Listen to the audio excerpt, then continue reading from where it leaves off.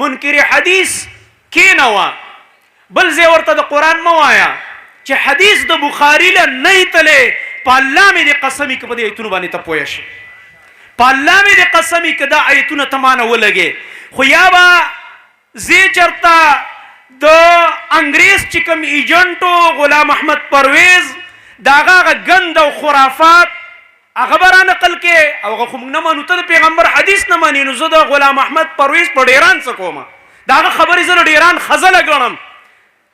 دا حدیثو په مقابل کې د تمنا عمادي خبرې زه د ډیران خزله ګڼم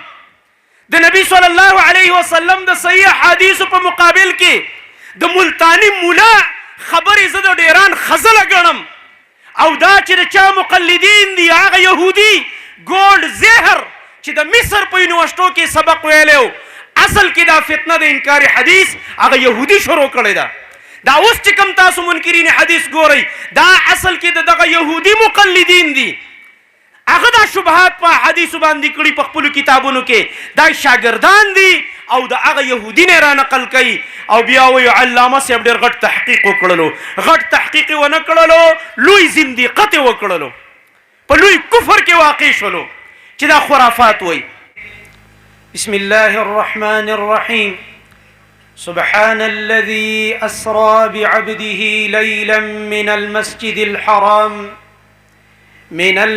الحرام إلى المسجد الأقصى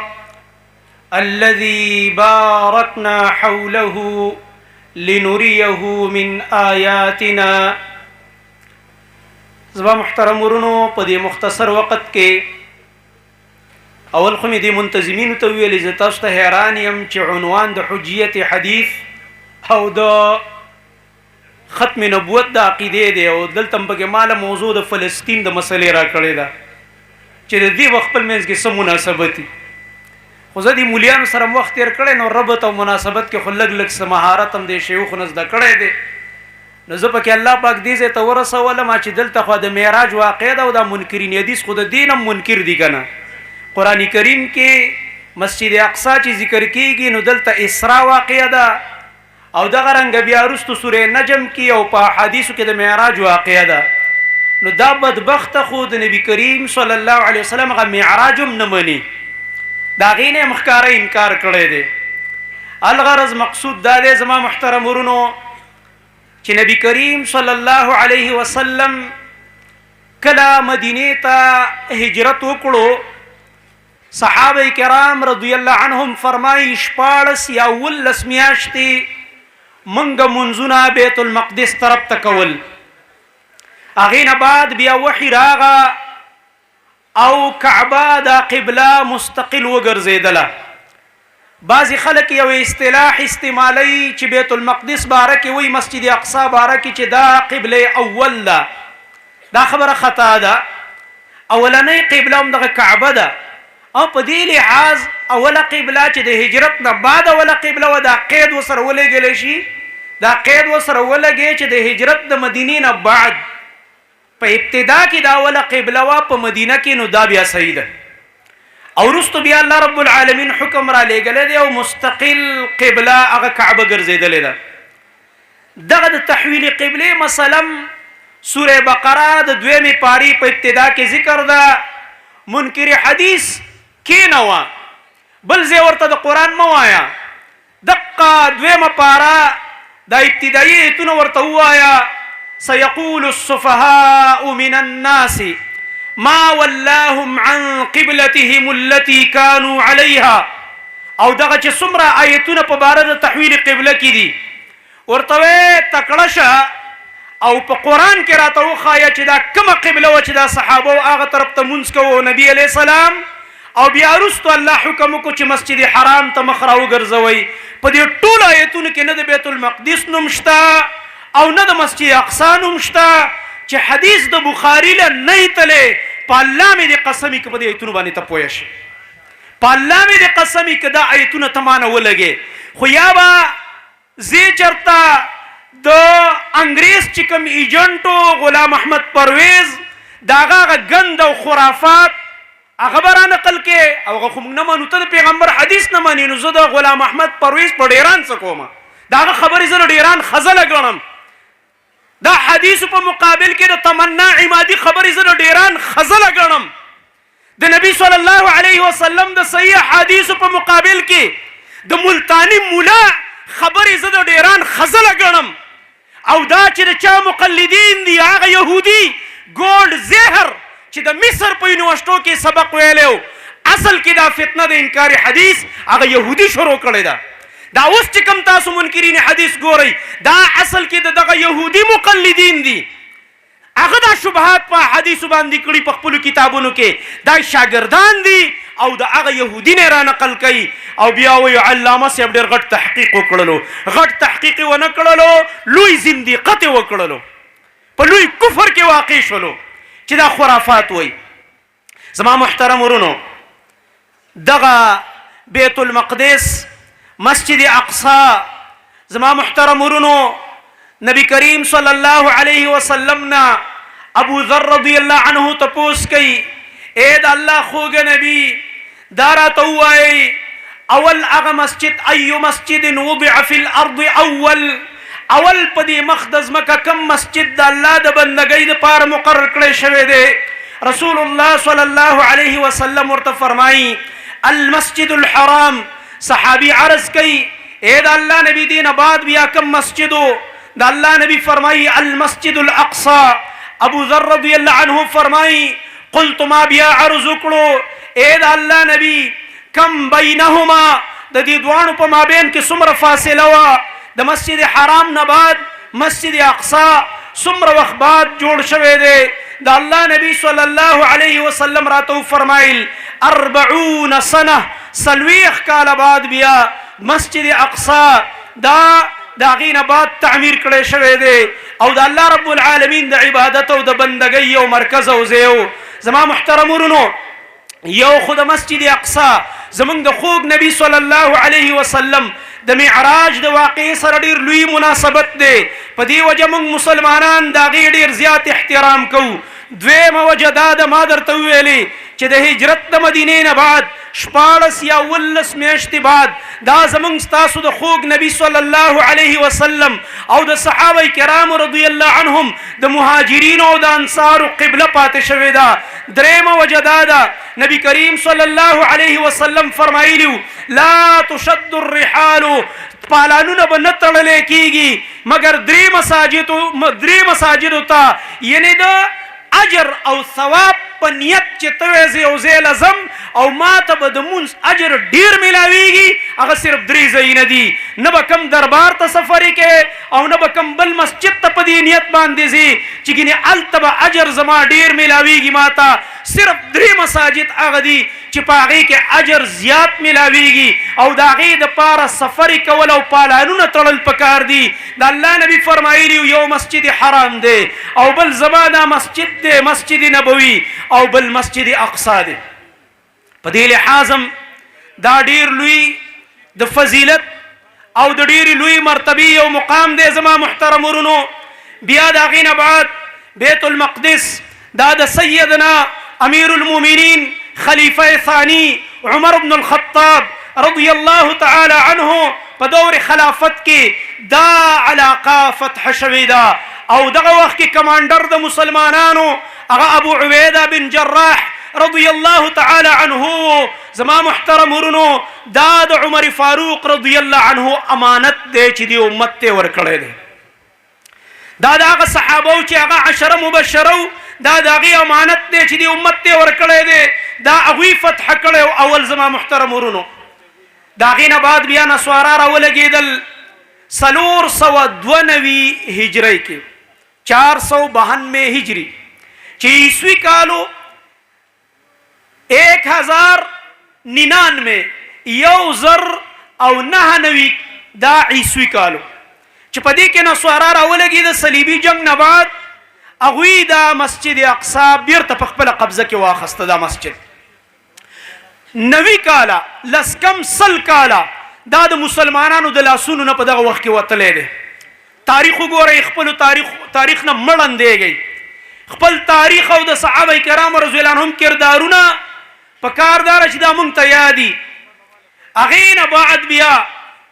وروستو دور کې چې کله عماد الدین زنگی رحمت الله علیه،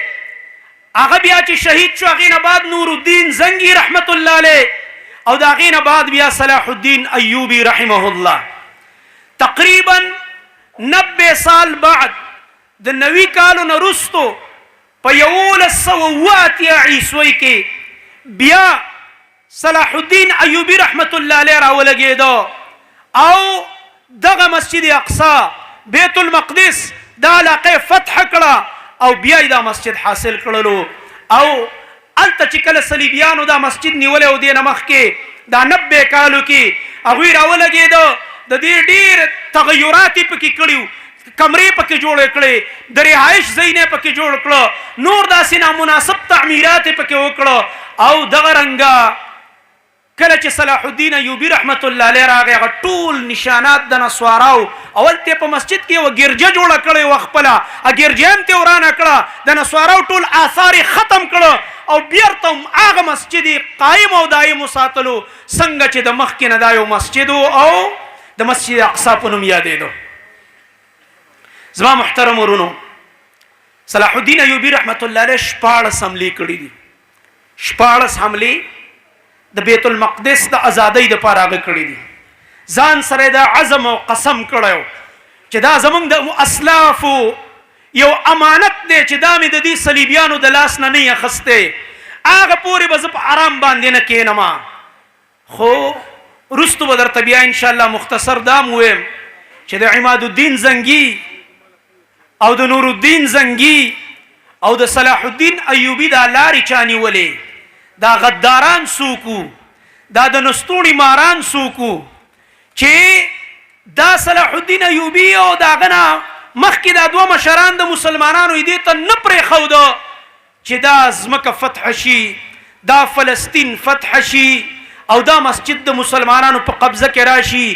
دا حق د نستوڼي ماران دي چې دا نن پې سیاست کوي او میډیا یې ګرمه کړې ده، هو اسرائیل باندې فلاني ملک حمله وکړه، هو فلاني ملک ده. دقه چې دا کم نوم ډېر اورئ، دا د مجوسو مرکز چې دی د دوی نیکونو صلاح الدین ایوبي نه پرېښوده، د دوی نیکونو نور الدین زنګي نه پرېښوده، د دوی نیکونو چې دا د صحابو دشمنان دي، دا د ابوبکر او عمر او د عثمان رضی الله تعالی عنهم دشمنان دي، دا د امهات المؤمنین دشمنان دي، دا هغه غداران دي تاریخي چې دوی همیشه په جنګونو کې په خپل منځ جنګونو کې مسلمانانو باندې حملې کولې، دې دپاره چې صلیبیان محفوظ شي. دوی کله هم د اسلام دپاره جنګ، د مسلمانانو تحفظ دپاره جنګ نه دی کړی. دا اوس لنډ وخت کې چې دوی کوم جنګونه وکړه، په شام کې چې دوی څه وکړه، په عراق کې چې دوی څه وکړه، په لیبیا کې څه وکړه، 2 کروڑه پورې مسلمانان دوی قتل کړه اهل سنت. ته د ده نه دا تمه کې ساده ګله، دا به وایي مال بیت المقدس ازادوي، ایران نه به لښکرې ځي او ازادوي. بیا په قلاره کښېنه، 2 کروڑ اهل سنت یې ستا په دې یو څو کاله مخکې کې قتل کړه، دا به تعالی ازادوي. او ته راشه د دې کتابونه وګوره، مشایخ ناستې دي،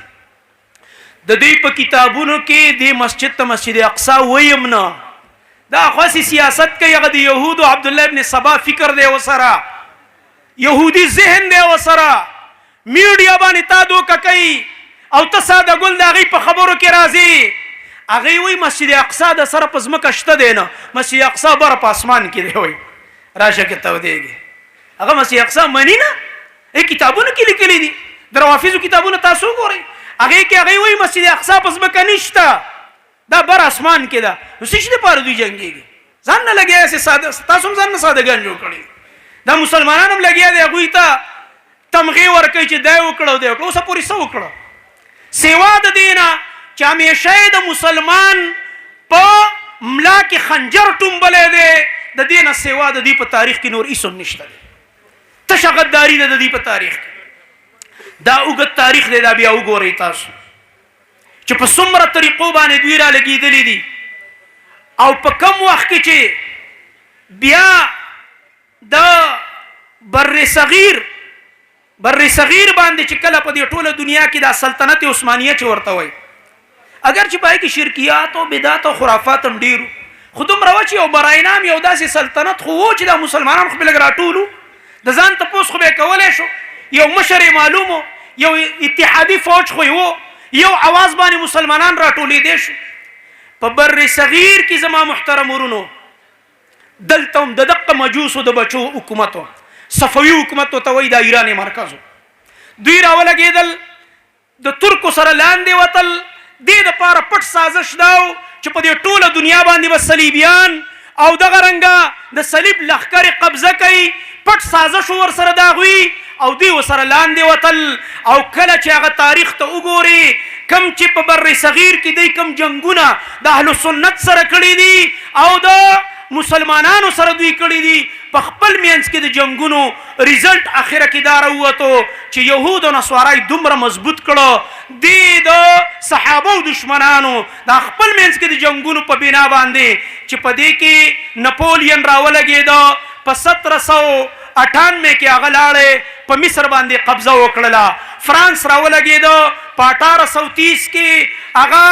لاړلې په الجزایر قبضه وکړله انګلند راولګېدلو په 1838 کې په عدن باندې قبضه وکړله او دغه رنګه په 1882 کې انګلند مصر باندې قبضه وکړه په 1917 کې په عراق باندې قبضه وکړله فرانس بیا لاړې په 1881 کې تیونس د مسلمانانو نه قبضه کړلو او 1911 کې په مراکش باندې قبضه وکړله او دغه رنګه زما محترم ورونو ایټلی راولګېدلو په 1911 کې په لیبیا باندې قبضه وکړله ستا ټول اسلامي ملکونه تس نس شو د صلیبیانو لاس له لاړه دا د دې ځوانانو د لاسه چې دا نن په بیت المقدس بریتونه تاوي دا تا سره نن هم هغه لوبه کول غواړي دا اوس چې کوم جنګ روان دی د یهودو دا جنګ دوی کول نه غواړي دوی صرف ډراما غواړي دا چې دا جنګ سعودي او عرب ممالکو ته خور شي او کوم چې د دوی سوچ دی ګریټر اسرائیل هغه د یهودو هغه سوچ ته یو تقویت میلاو شي او هغه پروګرام باندې دوی لګیا دی کار کول غواړي په دې بنا باندې زما محترم ورونو دا یاد ساتئ څنګه چې دا مسجد اقصی او فلسطین د مسلمانانو مشر او زمونږ د خوږ نبی صلی الله علیه وسلم صحابي سیدنا عمر فاروق رضی الله عنه فتح کړو رستو بیا د مسلمانانو مشر صلاح الدین ایوبی رحمه الله فتح کړو په الله مې دې قسمی چې د فاروق اعظم او د ایوبی بچی به فتح کوي ان شاء الله بیا دینه بعد دسی په خوند مونږ نه ویلې خوب درغله که یخنیم شوی دا الکه علی مجوس دا ملک د مسلمانانو د پاره غواړي چې آزاد شي ان شاء الله کم چې صحابه سره وفادار خلق دی او محبت کوونکي دي خو شرط دا دی اخر کې د افسوس یو خبره هغه دا ده چې اوس کم په فلسطین کې دنه تحریکونه دي دا صرف واړه واړه تنظیمونه دي هغوی دا کار کوي لګی دی دا شی هغوی روان کړی دی کوم چې مخلص دي اهل سنت دي اهل سنت دي اهل الحدیث دي خو په شا باندې مسلمانان چې کوم ملکونه دي دا خاموش ناست دي صرف دغه یو ګیلې خبره ده او الله رب العالمین بر دې حکمرانانو نه تپوس کوي چې ستاسو څه ذمہ داری وه او دا کوم فورم هم جوړ کړی دی چیرې وایي او آی سی ده بس ته کانفرنس وشي اجلاس وشي د ګډانو غوښې او پولاونه پکې وخوري او قرارداد د مذمت ولیکي چې موږ یې مذمت کوو هلکه بعضې وخت کې مذمت باندې کار نه کېږي په مرمت باندې کار کېږي د دې یهودو مرمت په کار دی زمونږ نبی صلی الله علیه وسلم ورله په مدینه کې مرمت کړی که نه تش مذمت یې کوو مذمت خو یې څه وخت پورې کوو هغه د دې قبایح راتله خو چې نه سمېده نو بیا ولا مرمت وکړه که نه د مذمت په وخت کې به مذمت کې او د مرمت په وخت کې به بیا مرمت کې نبی علیه السلام ورله بیا په بنو قریظه کم مرمت یې چې کړی و د بنو نذیر یې کم کړی و د خیبر والا یې کم علاج کړی و هغه ډوز اوس بیا دوی له ورکول غواړي خو د هغې دپاره شرط د مسلمانانو اتحاد دی او رب العالمین به د هغه چا نه تپوس کوي څنګه چې زما نبي فرمایلي و الا کلکم راع وکلکم مسؤول عن رعیته هر چا نه به د هغه د ذمه دارۍ تپوس کېږي لکه شپنکي نه چې د رمې تپوس کېږي او په دې حدیث کې د الله نبي صلی الله علیه وسلم ټول نه اول حکمران یاد کړی دی چې امام دې نه مراد امامت کبرا ده چې دا کم د مسلمانانو مشر دی او حکمران ځان ته وایي دنه به الله د د ذمه دارۍ تپوس کوي چې مسلمانان تیکه تیکه کېده نن رپورټ دا دی نننی رپورټ 43,985 لکه مطلب 15 کسان کم 4,000 کسان په دی یو کال کې چې دی د یهودو قتل کړه او شهیدان کړه. په دې کې اکثر زنانا ماشومان سپینګيري آبادین ولا ونړولې. الله رب العالمین به دا غچانه تپوس نه کوي چې دا ځان غټ داوی کوي دا لوی د ځان صفاتونه کوي چې موږ سره داسې ملکونه دي موږ سره داسې توره موکړه او داسې توره کولې شو. ته توره اله وکي چې کله ته دغه یو موټي يهودي علاج وکي. نو دا اخیری ځل چې کوم تسلط دا اخیری خبره کوم اخیری چې کوم تسلط بیا دوی ته ملاو دی په فلسطین باندې دا تحریک تقریبا د نن 200-300 کال مخکې د یهودو را روانو خو اخره کې بیا دی ته برطانیه چې کله په دې ټوله دنیا قبضه وکړه نو 1918 نه واخله 1948 پورې برطانیه د لپاره منظم کار وکړلو. د یورپ نه او د مختلفو ځایونو نه يهوديان په زور راټول کړو او د اسرائیل په نوم یو ملک قائم کړو او د مسلمانانو د ازمکه بعضی کسانو په يهودو په پیسو باندې واخستي او د بار نه يهوديان راوسته اول ته کالونیان جوړ کړلې او د مسلمانانو د ازمکه ونیوله. زما محترم ورونو یاد ساتئ دا تاریخ له وګورئ 1948 چې کله راتلو د 1918 نه والا 1948 پورې په دغه وخت کې 6,000 يهوديان هغه دلته د بار نه راغ او برطانیې دلته آباد کړو او د برطانیې په سرپرستۍ کې 292 کالونیان هغه آباد کړی د يهودو د مسلمانانو په ځمکه باندې جبرن قبضه وکړه. دا یو غاصب او دا یو قبضه ګروپ دی د يهودو په شکل کې چې دا صلیبیانو راوستي دي او دغه رنګ دغلته کې نولي. زما محترم ورونو او بیا چې کله اعلان کېده باقاعده چې د اسرائیل په نوم یو مملکت قائم شو نو د دې نه مخکې دوی يهودو 70,000 خپل خفیه فوج تیار کړو چې موږ بیا د دې تحفظ کوو او شاته ټول صلیبي قوتونه د برطانیې په سرپرستۍ کې ولاړو او دغه رنګه د اسرائیل دا بنیاد په 14 مئی 1948 مینس کې دا یو خبره مکم مشایخ هم ناست دي او دا خبره د بعضی نور عرب مشایخ هم کړي چې یو دا اسرائیل نوم ته خو موږ ځکه بد نشو ویل چې اسرائیل خو د یعقوب علیه السلام نوم دی نو چې کله د دې مذمت سره کوي نو يهود دی یادوي چې خیری ورته کوي بد دعا کوي نو پکار ده چې يهود یادوي. خو اوس دې ظالمانو دا نوم د سیخه دی چې دا نوم د یو پیغمبر دی چې یعقوب علیه السلام دی. نو په دغه نوم باندې چې کله دوی د دې بنیاد کې خوده 14 تاریخ د مئی 14 مئی 1948 نو په دغه وخت کې 15,000 فلسطینیان د دغه وخت کې به شهیدان کړي دي چې کله دوی د دې دا بنیاد کې خوده ځکه هغوی راولګېده مزاحمتي تحریک شروع کړه او دوی 25,000 مسلمانان فلسطینیان هغه بیا شهید کړه په دغه دور کې او په دغه وخت کې او دغه رنګه په 1968 کې بیا د بیت المقدس نه او د فلسطین د ځمکې نه 1968 پورې تقریبا د 20 کالو کې 1948 نه 1968 پورې لکونه فلسطینیان هغه د مجبورۍ د لاسه د دې خپل ځمکو نه لاړه څوک مصر څوک اردن څوک شام څوک بل ملک ته لاړه او د یهودو په دغه ځمکه باندې قبضه وکړله او دغه رنګه بله اخیری خبره چې هغه ډېره د افسوس خبره ده هغه دا ده د غم او د دې علمیې بعضې تاریخونه چې سړی ګوري د انسان زړه جاړي. د مصر ډیره غټه بې غیرتي هغه د کیمپ ډیوډ معاهده وه چې کله مصر راولګېده په 1978 کې د کیمپ ډیوډ یو معاهده وکړله. دا چېرته تاسو مطالعه کوئ دا معاهده مصر راولګېده په 2 خبرو باندې د یهودو سره اتفاق وکړو. یو دا ده چې موږ به خپل ډیپلوماټیک تعلقات یو بل سره جاری ساتو سفارتي تعلقات بحال کړو. د دې يهوديانو د دې ملک سره دا د مصر یو لوی غداری و چې د اسلام سره وکړله او لوی بې غیرتی و چې په تاریخ کې دا یو ډیره بدنامي ده چې د هغې په لمن باندې یو تور داغ پروت دی او د هغې نه بعد راولګېده او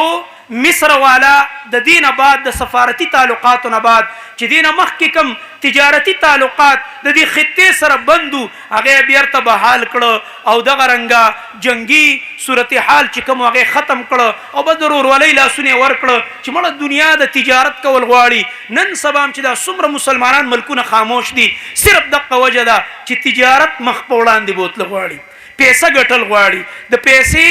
او د تجارت او د خپل اقتصاد د وجه نه دغه د بې غیرتۍ په دې خوب باندې وده دي او زما محترم ورونو دا اوس چې کوم 7 اکتوبر باندې د تیر کال 7 اکتوبر دا 2023 نه تر اوسه پورې دا کومه مسله روانه ده نو په دې کې راته وختي ما ویلې تقریبا په دې کې 43985 دا مسلمانان د پکې شهیدان شو خو زما محترم ورونو یاد ساتئ لکه څنګه چې مخکې شیخ صاحب ویلې دعا به هم کوو خو دومره ده چې دې مسلمانانو حکمرانانو باندې یو اواز هم پکار دی دې ته دا ویل پکار دی چې الله به تاسو نه تپوس کوي چې رب العالمین کله چې د الله د دین لپاره څوک بې غیرت نه کوي د الله یو بل قانون هم دی هغه دا دی چې الله رب العالمین بیا هغه خلک ختم کي او د هغې په ځای الله بیا نور خلک راولي غیرتي خلک لکه سوره مایده کې چې الله رب العالمین د هغې تذکره کړې ده او دغه رنګه نورو ځایونو کې قرآن کې الله رب العالمین د هغې تذکره کړې ده چې یستبدل قوما غیرکم الله به ستاسو په ځای باندې یو بل قوم بیا راولي غیرتي خدای امتحان دی یو ازمایش دی په مسلمانانو باندې مونږ او تاسو له دا پکار ده چې د خپل مسلمانانو ورونه په دعاګانو کې مونږ یاد کو او بل زما محترم ورونو دا چې کوم خاص کر دا کانفرنس په کوم عنوان دی او د دې دور کوم خاص سلور فتنې دی بل ورځ د طلباو پروګرام کې ما دا ویلیو یو د انکار حدیث فتنه ده دویم د صحابه کرام رضی الله عنهم د دشمنی فتنه ده روافض دا مخ په وړاندې بوتلې ده او دغه رنګ درېمه فتنه هغه د قادیانیت ده او څلورمه فتنه د الحاد ده دا په دې وخت کې لګیا دی باقاعده وزري کړي دي او دا ډېره په تیزۍ باندې لګیا دی روانه ده خو ان شاء الله تعالی دا زمونږ ستاسو په شان دا مشایخ او دا علما کرام دا چې زمونږ سرپرستی کوي ان شاء الله تعالی مونږ سره چې صرف یو میډیا الحمدلله دا د نبی علیه السلام میډیا ده مونږ ته پرېښې ده چې هغه منبر دی او د جمعې په ورځ پې زما شیخ او هر خطیب ودرېږي دا میډیا که مونږ صحیح استعماله کړه د دې فتنو خلاف دې منبر کې الله رب العالمین هغه برکت اچولی الحمدلله چې د دې منبر نه کومه فتنه روچته شوې ده او دې منبر نه په هغې رد شوی دی هغه ټولې فتنې الله ختمې کړي دي څومره علما کرام مشایخ چې په دې مجلس کې هم ناست دي او هغه خطیبان دي مساجد او منبرونه درته حواله دي یاد وساتئ الله به هم نه معاف کوي که د دې فتنو تعقب هم ونه کړلو او په خپلو منبرونو باندې د دې علمي رد ونه کړلو الله دې موږ تاسو له توفیق راکړي اقول قولي هذا واستغفر الله لي ولكم ولسائر خیر جزاكم الله خيرا دا فضيلة الشيخ روح الله توحيدي حفظه الله الحمدلله زمون پروګرام په اخرنو مراحلو کې ان شاء الله دا یو مختصر بیان او دا غي نرسته بعد د سوال او د جواب نشس هغه شروع کیږي ملګرو نه درخواست دي چې بهر دی هغه پندال ته ټول راشي مخکې ما ویل چې دا مشایخ چې هغه د زمونږ نه د عمر په لحاظ باندې ډیر زیات دي خاص کر کې مشر شیخ چې هغه ناس دی نو موږ له خو به نهایت زیات دا غیرت پکار دی چې موږ اوسه وفا وکړو ځکه دا په کال کې یو ځل راځي د هر همیشه دپاره دا نه نو بهر چې څونه ملګري ګرځي هغه پنډال ته راشي زمونږ سره یو بل شیخ او عالم نوجوان هغې ته یو بهترینه موضوع ورکړی شوې ده فضیلة الشیخ عارف الله حفظه